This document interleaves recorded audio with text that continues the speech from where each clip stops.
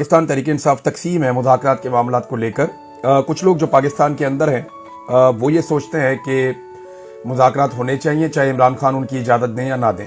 यानी अली अमीन गंडापुर साहब ने यह एतराफ़ भी किया कि मैं विकेट के दोनों तरफ खेल रहा हूँ। हालांकि इमरान खान साहब ने हमेशा विकेट के दोनों तरफ खेलने को तनकीद का निशाना बनाया है। वो हमेशा ये चाहते हैं कि क्लैरिटी के साथ आए जो भी है और पॉइंट ऑफ व्यू क्लैरिटी के साथ रखे।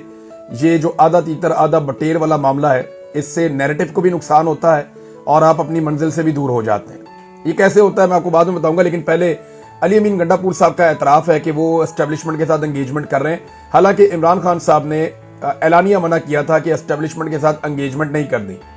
जब इमरान खान साहब ने मना किया हुआ था उन दिनों में लॉन्ग मार्चेज आए इस्लामाबाद की जानिब, अक्टूबर में भी और नवंबर में भी, और दोनों मरतबा अली अमीन गंडापुर साहब को उठाकर उनके साथ जो है वो ज़बरदस्ती मुज़ाकरात वगैरह किए गए और वो लगातार एंगेजमेंट में भी थे, राब्ते में भी थे। इमरान खान साहब के पास जेल में भी लोगों को भेजा गया, तजावीज़ भी दी गई। तो ये एंगेजमेंट तो रहती है, लेकिन इमरान खान साहब ने एस्टेब्लिशमेंट से किसी किस्म के मुज़ाकरात से मना किया हुआ था। 26 नवंबर के बाद इमरान खान साहब ने हुकूमत से मुज़ाकरात की बात की थी। फिर बैरिस्टर जो गौहर साहब हैं उनकी जब मुलाकात हुई एस्टेब्लिशमेंट से तो इमरान खान साहब ने उसको सराहा भी था। तो एक तरफ पॉलिसी इमरान खान साहब की है, दूसरी तरफ अली अमीन गंडापुर साहब कह रहे हैं कि मैं विकेट के दोनों तरफ इसलिए खेलता हूं कि दोनों तरफ पाकिस्तान है। अब तहरीक इंसाफ इसमें दो हिस्सों में डिवाइड है, दो इससे अलग अलग सोच है ना। एक हिस्सा ये समझता है कि पाकिस्तान की एस्टेब्लिशमेंट को कभी भी पाकिस्तान की अवाम शिकस्त नहीं दे सकती। ये वो हिस्सा है जिसे लगता है कि एस्टेब्लिशमेंट के पास बंदूक है, वो बहुत ताकतवर है, वो रियासती ताकत को इस्तेमाल कर सकती है और ये लोग कंप्रोमाइज्ड हैं किसी लालच की वजह से, किसी खौफ की वजह से, या ये ज़हनी तौर पे हारे हुए हैं। इन्हें लगता है कि एस्टेब्लिशमेंट को किसी सूरत भी शिकस्त दी ही नहीं जा सकती। आप इसको कमजोरी समझ लें, बुजदिली समझ लें, इनको लगता है कि नहीं, इनको नहीं हराया जा सकता। एक बहुत बड़ी फौज है, इसके पास बहुत सारे हथियार हैं, वो ऐसा समझते हैं और इनके साथ आपको डील ही करना पड़ेगा, इनके साथ आपको बात ही करनी पड़ेगी। ये लोग, कुछ लोग ऐसा समझते हैं और ये बड़ी तादाद है इनकी पाकिस्तान तहरीक इंसाफ में। अब ये लोगों का तरीकाकार क्या है, ये कहते हैं जी आप करें मुज़ाकरात, कोई भी करे, ओवरसीज आके करें, वो भी मुज़ाकरात करें। इमरान खान साहब को भी ये कहते हैं आप भी मुज़ाकरात करें, लचक पैदा करें। उनकी फैमिली को भी कायल करते हैं, खुद भी कायल हैं, कारकुनों को कायल करना चाहते हैं। और यही लोग हैं जो ओवरसीज पाकिस्तानियों के हार्ड स्टांस के भी खिलाफ बोलते हैं और पाकिस्तान तहरीक इंसाफ के सोशल मीडिया के रद्द अमल को भी ये तनकीद का निशाना बनाते हैं। अच्छा, पाकिस्तान तहरीक इंसाफ का सोशल मीडिया फॉलो करता है इमरान खान साहब को। जिस लाइन पे इमरान खान साहब चल रहे होते हैं, सोशल मीडिया उसी लाइन, उसी ट्रैक को फॉलो करता है। अब इमरान खान साहब जो ट्वीट्स करते हैं वो पार्टी की अक्सरियत उसको रीट्वीट भी नहीं कर सकती। वो लोग डरते हैं कि इतना सख्त बयानिया जो इमरान खान साहब ले रहे हैं उसका बोझ उठाना ही मुश्किल है। तो सोशल मीडिया इमरान खान साहब के बयानिए के करीब तर है। और कुछ लोग ऐसे हैं जो आम पाकिस्तानी समझ लें आप, या कुछ ऐसे लोग जिनका शायद पीटीआई से ताल्लुक नहीं भी है, वो बहुत ज्यादा हार्ड स्टांस ले लेते हैं। कुछ लोग इसमें ऐसे भी शामिल हो गए जिनकी एस्टेब्लिशमेंट से पुरानी एक लड़ाई चल रही थी, उन्हें लगा पाकिस्तान तहरीक इंसाफ इस वक्त फुल टाइम मैदान में है तो इससे फायदा उठा के एस्टेब्लिशमेंट के साथ अपना स्कोर सेटल कर लेते हैं, वो भी आ जाते हैं। लेकिन देखें, जो इमरान खान साहब का बयानिया है वो थोड़ा सा मुख्तलिफ है। वो चाहते भी हैं कि एस्टेब्लिशमेंट के साथ मुज़ाकरात हों, लेकिन वो डील भी नहीं करना चाहते। तो फिर मुज़ाकरात किस बात पे? मुज़ाकरात इस बात पे कि एस्टेब्लिशमेंट को फेस सेविंग देते हैं, आप निकले बीच में से, पाकिस्तान में फ्री एंड फेयर इलेक्शन होने दें और अवाम के मुंतखब नुमाइंदों के हवाले इस मुल्क को करके आप बैरकों में वापस जाएं। ये तो एक बड़ी जबरदस्त तजवीज़ हो सकती है और इस पे अमल दरामद होना भी चाहिए। लेकिन एस्टेब्लिशमेंट अपनी ताकत छोड़ना नहीं चाहती। अब पाकिस्तान तहरीक इंसाफ में दूसरा ग्रुप कौन सा है? ये वो लोग हैं जिन्हें लगता है कि पाकिस्तान तब तक आगे नहीं बढ़ेगा जब तक के एस्टेब्लिशमेंट या मिलिट्री एस्टेब्लिशमेंट या फौज की सियासत में मुदाखलत खत्म नहीं होगी। हम 7 दहाइयों से देख रहे हैं कि पाकिस्तान की फौज पाकिस्तान की सियासत में मुदाखलत करती है, हुकूमतें बनाती है, हुकूमतें गिराती है, लीडरों को फांसियां देती है, लीडरों को जिला वतन करती है, सियासतदानों को गायब करती है, सियासी आवाजों को जबरी तौर पर लापता करती है। सहाफियों के साथ क्या किया जाता है, दानिशवरों के साथ क्या किया जाता है, उस्ताज़ा के साथ क्या किया जाता है, इंटेलेक्चुअल्स के साथ इस मुल्क में क्या किया जाता है। जब आप प्लस माइनस करते हैं तो ये वो तबका है जो ये सोचता है कि आपको एक मरतबा अगर इस मुल्क को इस जंजाल से निकालना है तो आपको पाकिस्तान की मिलिट्री एस्टेब्लिशमेंट को उनके असल रोल में वापस भेजना पड़ेगा।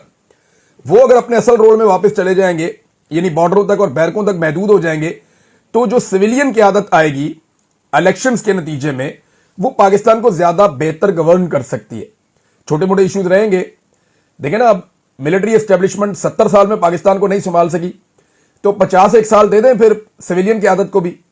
और मुझे पूरी उम्मीद है कि 50 साल तो बहुत ज्यादा है, 20-25 साल में पाकिस्तान बहुत आगे निकल जाएगा। लेकिन बीच में पंगा नहीं होना चाहिए कि जनाब अभी यूसुफ रज़ा गिलानी की हुकूमत गिरा दी जाए, उसके बाद आसिफ अली जरदारी के खिलाफ कंपेन चला दी जाए, फिर नवाज शरीफ साहब जनाब वो भी घर जाएं, फिर उसके बाद PMLN के खिलाफ हो जाएं, फिर इमरान खान साहब की हुकूमत बने तो फिर उनकी हुकूमत गिरा दी जाए, फिर एक जो है वो इंपोर्टेड हुकूमत ले आए, उस इंपोर्टेड हुकूमत को लाने के बाद एक जाली इलेक्शन करवाया जाए, जाली फार्म 47 के ऊपर एक अर्दली हुकूमत बना दी जाए। तो ये जब सारी चीजें आप कैलकुलेट करते हैं तो अल्टीमेटली पाकिस्तान को इनका नुकसान होता है।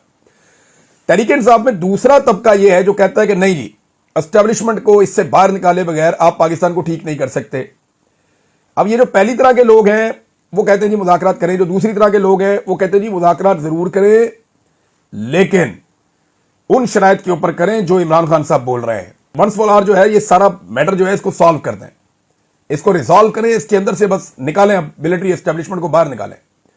और इस काम के लिए यानी मेरी जाती राय यह है कि इस काम के लिए अगर पाकिस्तान की सारी सियासी जमातें, चाहे आप उन्हें चोर समझते हैं, डाकू समझते हैं, लुटेरा समझते हैं, बददियानत समझते हैं, करप्ट समझते हैं, वो सारी सियासी जमातें इकट्ठी होकर भी बैठ जाएं और मिलिट्री एस्टेब्लिशमेंट को सियासत से बाहर निकाल दें तो यह पाकिस्तान के साथ बहुत बड़ी नेकी होगी।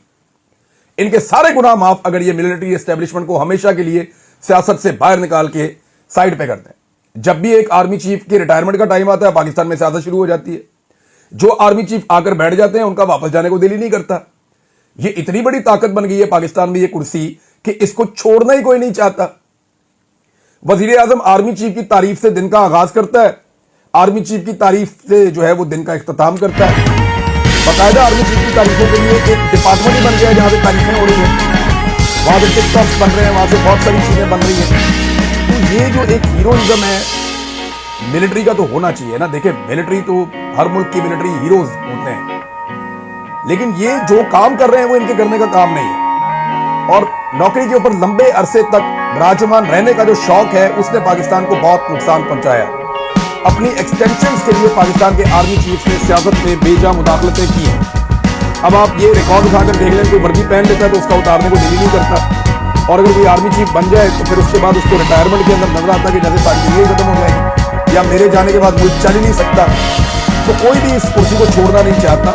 मसला यहाँ पे अगर किसी को ये लगता है कि इमरान खान साहब मिलिट्री एस्टेब्लिशमेंट के साथ बातचीत करके कसरत पैदा करके कल को इक़्तिदार में आ जाएंगे और इनके साथ मिलकर चल लेंगे तो पाकिस्तान वैसे ही चलेगा जैसे 70 साल से चल रहा है। लेकिन इमरान खान साहब के बकौल वो जो कहते हैं वो तो ये कहते हैं कि मुझे हुकूमत नहीं चाहिए, इमरान खान साहब को इक़्तिदार चाहिए। तो ये कहते हैं हुकूमत के लिए तो मेरी लड़ाई नहीं, मेरी तो लड़ाई बहुत बड़ी है, मैं तो मुल्क में हकीकी आज़ादी चाहता हूँ।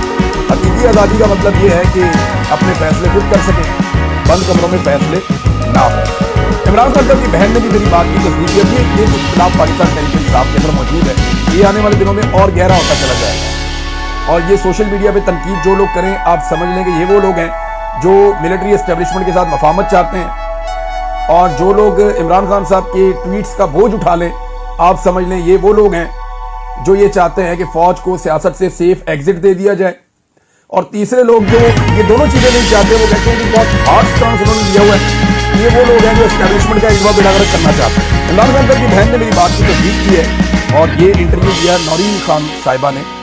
उन्होंने कहा कि मैं आपको पहले बता देता हूँ, पढ़ के बाकायदा बता देता हूँ कि उन्होंने इंटरव्यू में क्या कहा। उन्होंने कहा इमरान खान से मर्जी की मुलाकातें करवा कर ये मर्जी की खबरें इमरान खान तक पहुंचा रहे हैं, लेकिन इमरान खान इनसे ज्यादा समझदार है। मैंने आपसे कहा था ना कि इमरान खान को जानबूझ के ऐसी खबरें पहुंचाई जा रही हैं जिससे उसके मौक़िफ़ में लचक पैदा हो। ऐसे लोगों को मिलवाया जा रहा है जो इमरान खान साहब को कायल करने की कोशिश करें, जैसे कि आदम सवाती साहब को मिलवाया गया। अब दावा ये सामने आया कि आदम सवाती साहब से इमरान खान साहब खासे गर्म हो गए थे उस वक्त जब आदम सवाती साहब ने कहा जनाब मैं मुज़ाकरात करना चाहता हूँ जाके मिलिट्री एस्टेब्लिशमेंट से फौजी की आदत से। तो इमरान खान साहब ने ठीक ठाक सुना दिया और उसके बाद उन्होंने बाहर आगे वो गुस्सा निकाल दिया बाबर सवाती साहब से। हालांकि बाबर सवाती साहब के बारे में अभी एहतसाब कमेटी ने कोई फैसला ही नहीं किया। फिर जनाब बैरिस्टर साहब को भेजा गया, उन्होंने बड़ी मेहनत की,